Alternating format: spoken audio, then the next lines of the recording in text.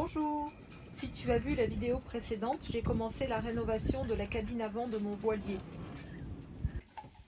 Ici, je suis en train d'installer dans la cabine avant un feston et une prise pour brancher des appareils USB.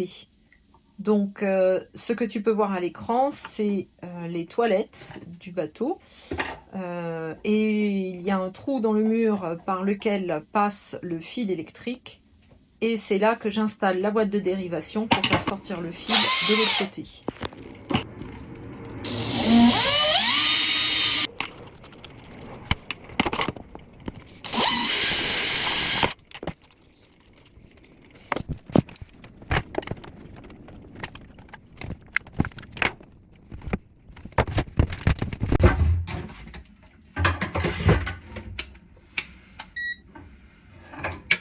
Donc là, je mets mon ampèremètre là sur 12 volts. Enfin, du coup, il n'y a pas 12, mais il y a 60 sur la position supérieure. Et je vais tester mes fils parce que je suis pas sûre que mon coup de batterie soit branché correctement.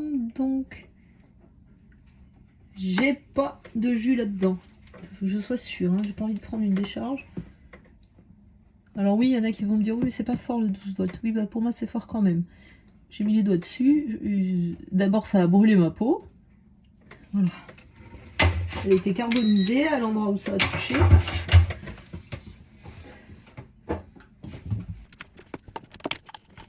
Voilà. Je vais ressortir dans le petit trou.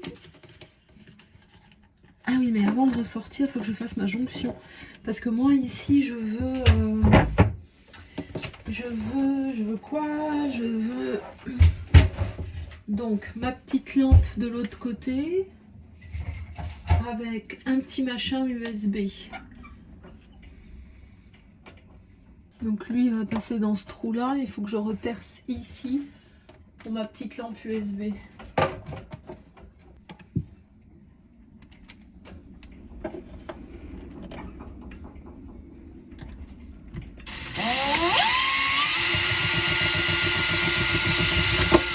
Voilà, c'est des vis autoforeuses, mais j'ai eu du mal, hein.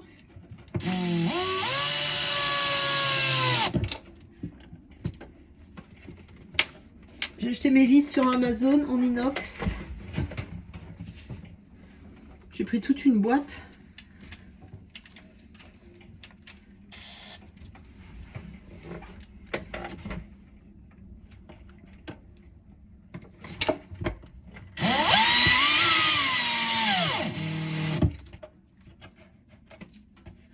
Voilà, ça passe pas à travers.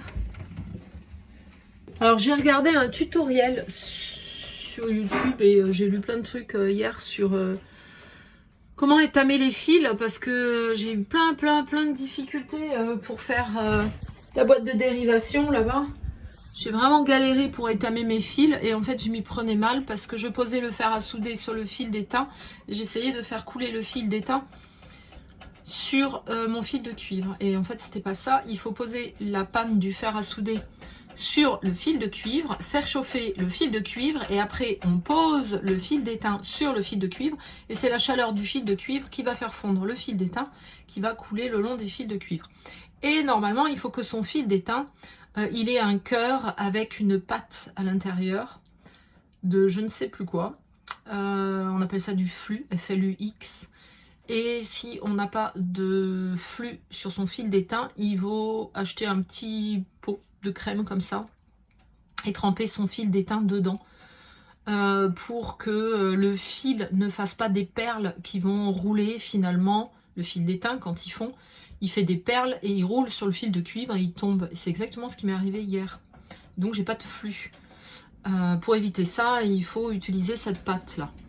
Donc je vais en acheter et ça sera peut-être plus facile pour étamer les fils maintenant que j'ai cette information et en plus si jamais j'utilise de la pâte. Donc j'espère moins galérer à l'avenir. Alors ici comme c'est vieux, un peu oxydé, je vais couper le bout du petit fil de cuivre là.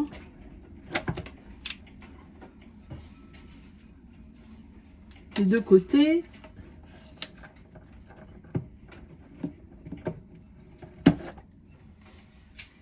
Je vais le dénuder avec ma superbe nouvelle pince sur 1 cm.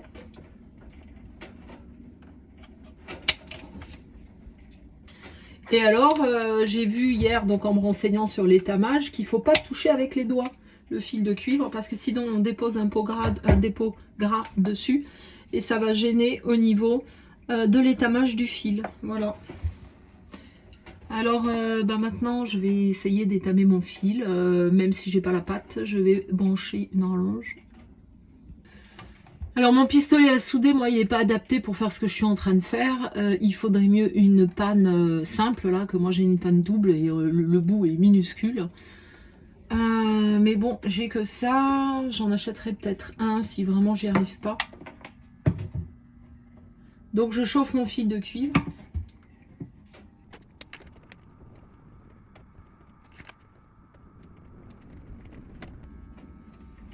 Il n'a pas l'air de chauffer mon fil de cuivre. Celui-là, il n'y a rien à faire, il ne se chauffe pas.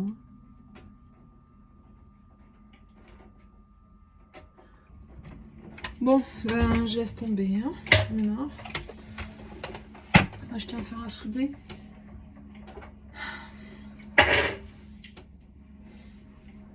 Donc je vais mettre ça en attente, malheureusement. Là, je vais faire mon deuxième trou pour mes fils de port USB.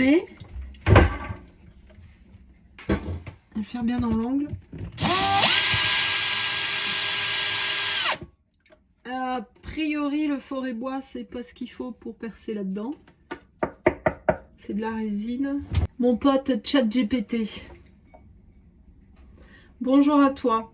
Pour forer dans une paroi de mon bateau qui est en bois mais recouvert de résine, est-ce que je dois prendre un forêt à métal ou un forêt à bois ou autre chose? Salut Freddy. Ta paroi, c'est du bois stratifié.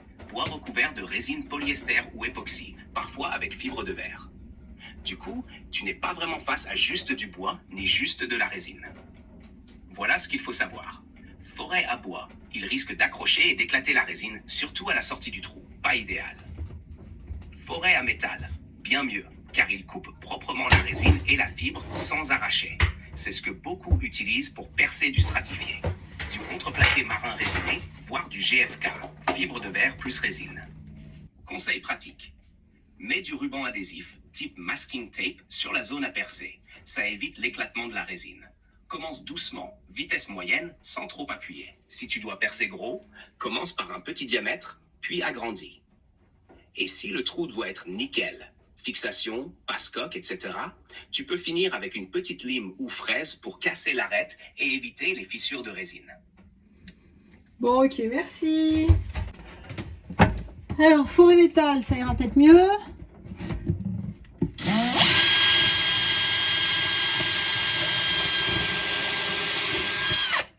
Oui, par contre, c'est parti complètement de travers. Je sais pas pourquoi, mais bon, c'est pas grave.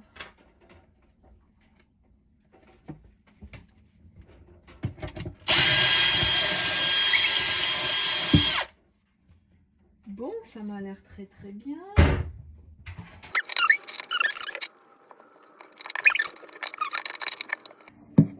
On va voir ce que ça va donner.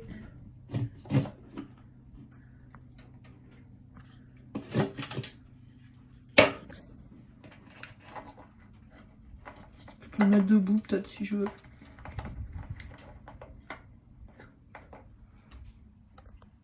Je vais me commander sur Amazon un fer à souder pour pouvoir continuer. Mais du coup, pour cette pièce, j'ai fini avec l'électricité. Je vais donc commencer la peinture maintenant. Donc je range tout mon bazar électrique et je vais m'occuper ici de ce qui est joint acrylique pour que ça soit plus propre et que la merde ne rentre pas dans les trous à chaque fois.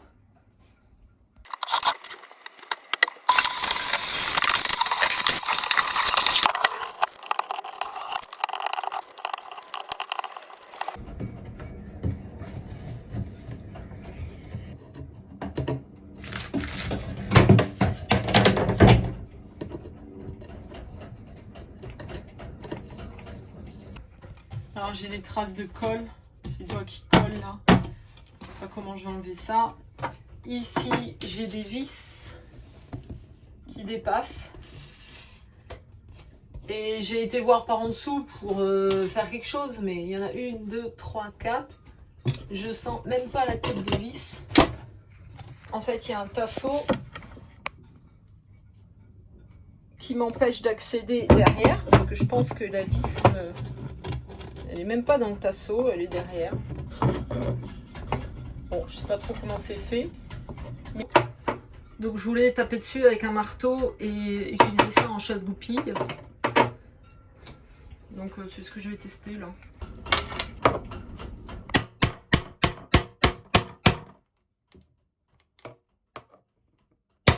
Ah, ça me casse les oreilles. Je vais chercher des boutons. Je vais mettre ça.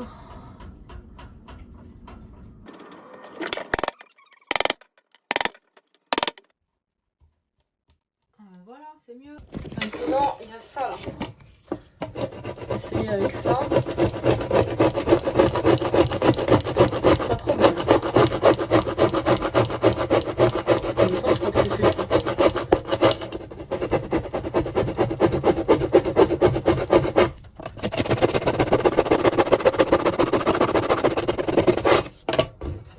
Ça reste collant.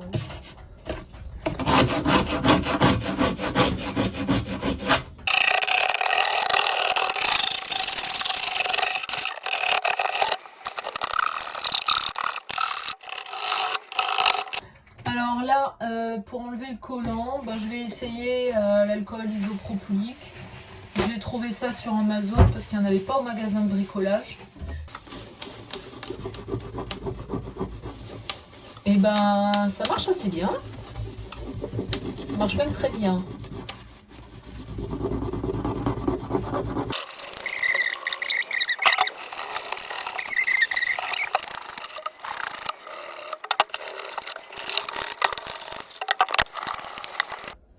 Alors il paraît que l'alcool isopropylique c'est un très bon dégraissant et la peinture bicomposante à base de résine, il faut que le support soit bien dégraissé. Donc je vais en mettre un petit coup sur les parois que je m'apprête à peindre.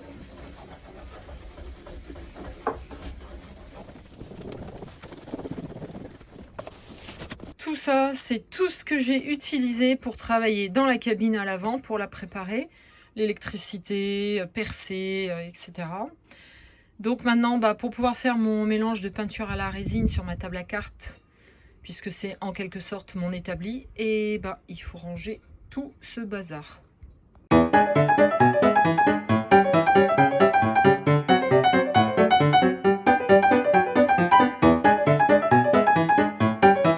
Bon, même avec le petit bouchon, là, c'est quand même bouché.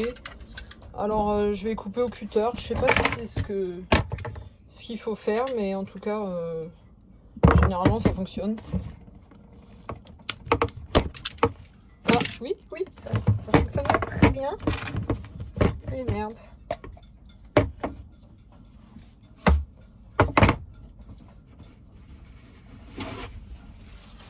Allez, c'est parti. C'est parti, mon kiki.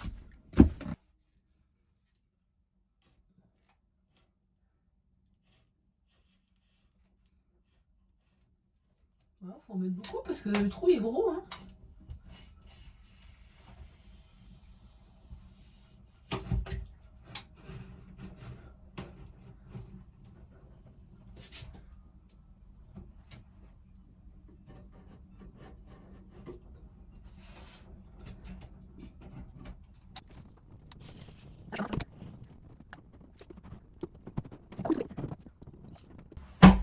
Et maintenant, je reviens avec un petit pot d'eau, un pinceau.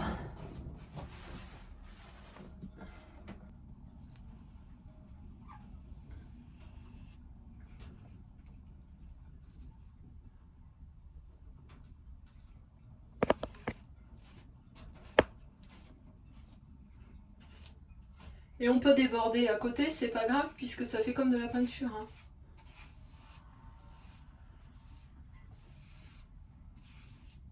Et comme je vais repeindre derrière.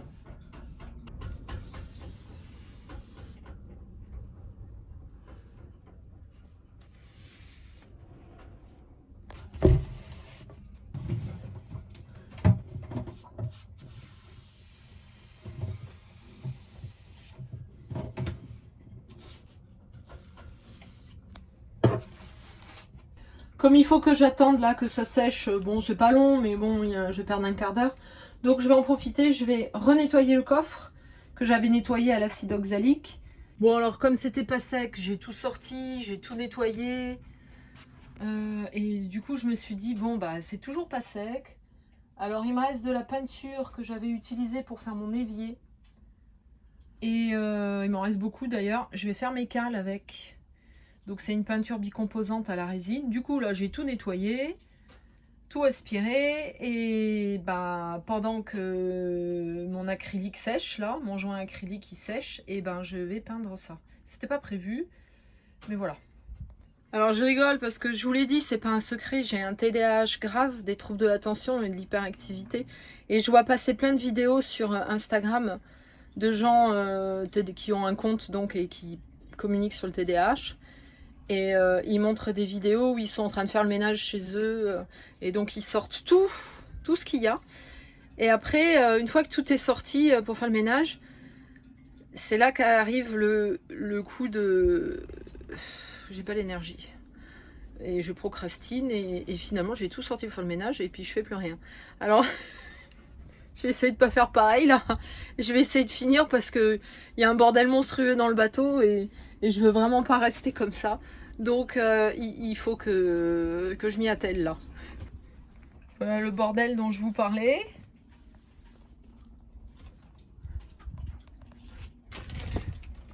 C'est pas le pire. Il y a tout ça qui est sorti aussi.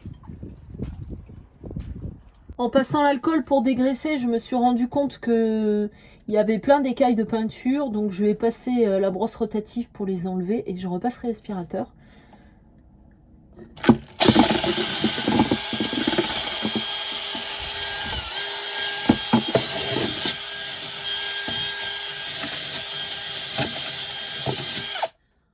peut-être un peu fort.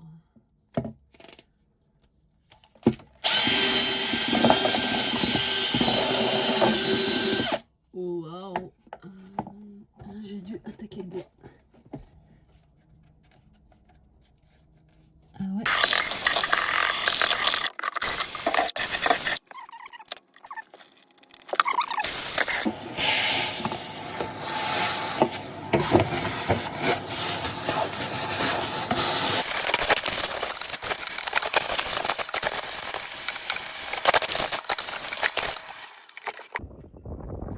Oui, alors je voulais vous dire que des fois il y a des commentaires, donc moi je les valide et après, le mystère de YouTube, ils disparaissent, je sais pas où ils sont passés, du coup je peux pas répondre parce que d'abord la procédure il faut les valider et après on répond.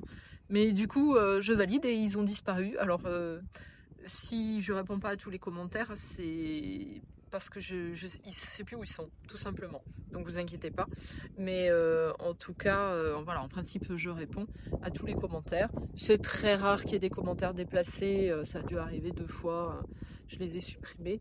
Mais voilà, en principe, je réponds à tout le monde. Et croyez bien que si j'ai pas répondu, c'est pas que je vous ai snobé, c'est juste qu'il y a un des mystères de YouTube qui a fait que je ne retrouve pas le commentaire.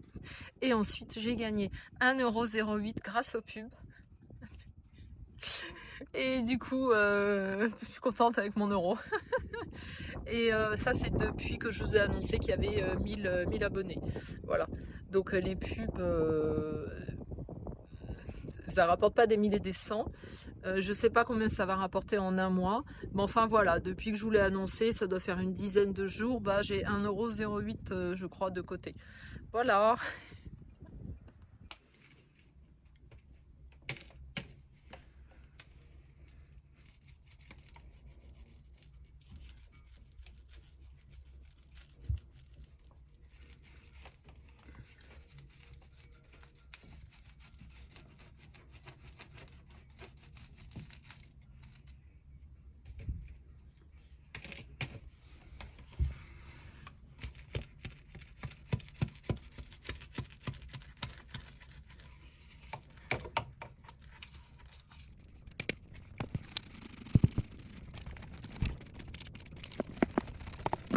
Bon voilà, c'est tout propre. Comme c'était pas prévu, j'ai pas pensé à faire mon joint acrylique ici, ni ici, mais c'est pas grave, ça pourra être fait ultérieurement. quand je vais repeindre cette paroi-là. Donc c'est des peintures qui sont assez onéreuses. Là, j'arrive plus à refermer le pot, j'ai galéré pour l'ouvrir. Donc ce que je vais faire, c'est que je vais revenir le plus vite possible et je vais finir toutes les cales. C'était pas un travail urgent, mais pour pas perdre ma peinture, parce que comme je vous dis, voilà, ça coûte assez cher. Alors là, je vais piquer le film alimentaire que j'avais mis sur ma balance pour la protéger, pour fermer mon pot, pour pas qu'il s'abîme en attendant que je revienne. Alors ici, j'ai préparé ma peinture, donc c'est une peinture blanche bicomposante à la résine. C'est la même marque que celle-ci. Le packaging a changé, mais voilà, c'est la même. Et j'en ai racheté un pot. Le pot là, il coûte 64 €.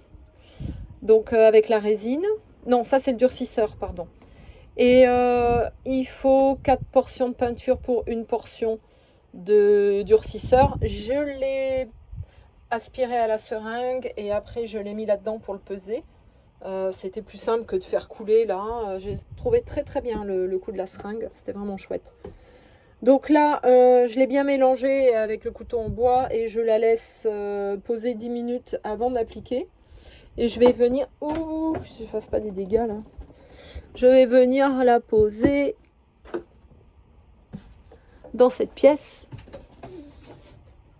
Maintenant que ici c'est sec, les petits joints que j'ai fait acrylique, je vais venir la poser sur cette paroi-ci.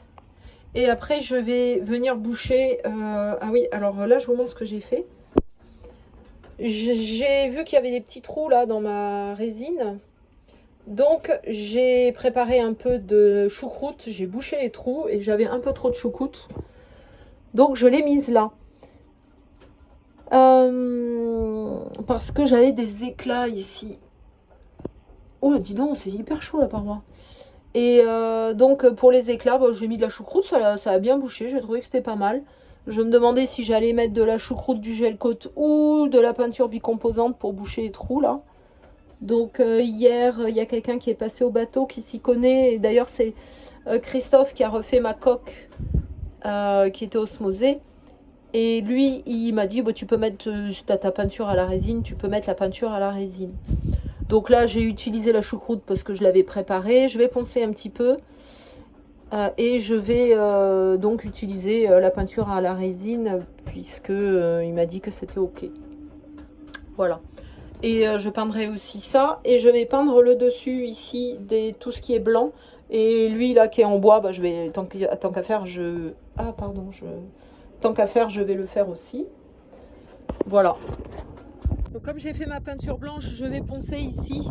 Ce que j'avais fait sur le bateau du voisin, parce que j'avais fait une bêtise là-bas, c'est moi qui avais fait ça. Je l'avais tout réparé. Et je vais le poncer, puisque j'ai sorti la peinture blanche, je repasserai un coup.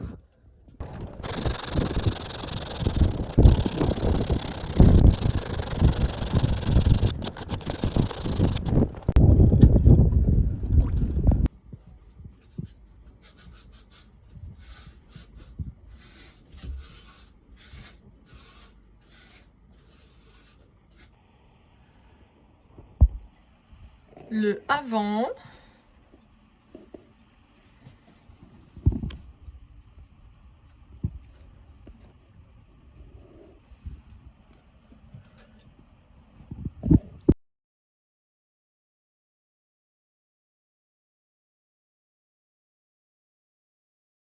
Donc j'ai fini de peindre ce côté de paroi, les bancs, les planches. Là-bas il faut une deuxième couche sur le bois qui était à nu. Et cette paroi. Il me restait... Ah oui, alors j'ai fait tous les éclats aussi dans le gel coat ou la résine là qu'il y avait.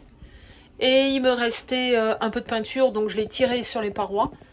Donc évidemment ça fait beaucoup plus propre. Et je suis surprise même du résultat. Ça couvre quand même beaucoup et très bien les traces de colle.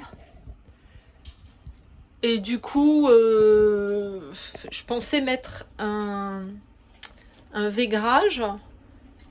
Alors en attendant, bah, je vais peut-être juste finir de peindre. Du coup, je vais quand même racheter un pot. Et finir ça. Il y a le plafond aussi à faire, mais là je vais en baver. Hein. Là j'ai intérêt à mettre combinaison, lunettes, tout ce qu'il faut parce que là j'étais pleine de peinture, j'ai dû me laver les pieds et les mains sur le ponton.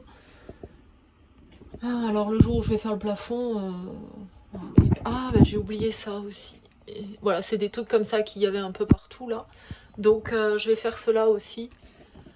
Donc ben, je suis bonne pour acheter un pot de peinture. Je pense qu'avec un je pourrais finir. Quoique, faut bien que je réfléchisse.